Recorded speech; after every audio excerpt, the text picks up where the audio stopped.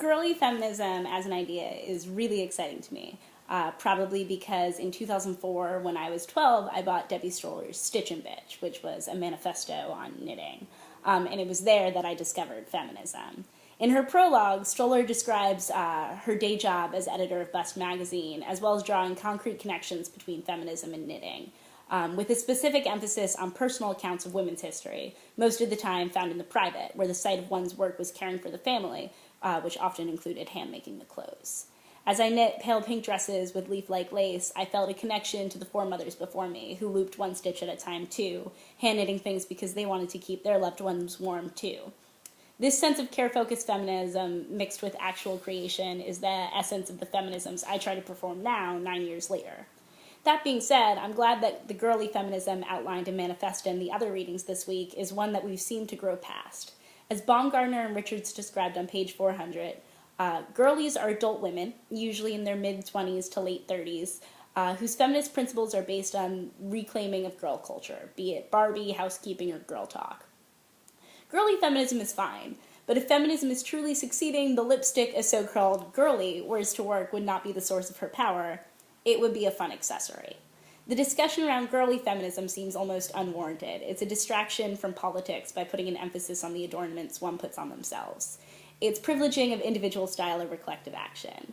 It's asking what feminism can do to justify one's own actions, not wondering what you can do to better the lives of women and girls. The girly effects of 90s feminism described in Munsford's piece as overcoming feminism, meaning overcoming the backlash. But if overcoming feminism and asserting one's own individual power is done by mimicking the femaleness demanded by the overarching superstructure, which in a postmodern deconstructed world demands that every accomplishment be a direct product of the almighty neoliberalist and false notion of choice, the girly feminist can behave in a way least likely to shake the patriarchal norms while still asserting a modicum of understanding and autonomy. But honestly, it just blows my mind that this many words have been cataloged about celebrating a woman's choice to wear bright pink lipstick without identifying the opposite of that choice, the choice to wear no makeup, or to bind one's breasts, or to sometimes wear makeup and other times not give a shit about Maybelline, and celebrating all of that too. All of the choices presented in our reading celebrated this as if it was a universal choice. Another important aspect that was missing in the discussions is the effects of wearing lipstick, how being traditionally feminine can be wielded in a powerful way, but those who choose not to conform to these norms are punished. And where's the discussion of those sisters? Why are we so busy celebrating those who identify with the socialized demands of womanhood? Girly feminism is useful in introducing young people like me to the movement, with a heap of creation, decoration, and silliness.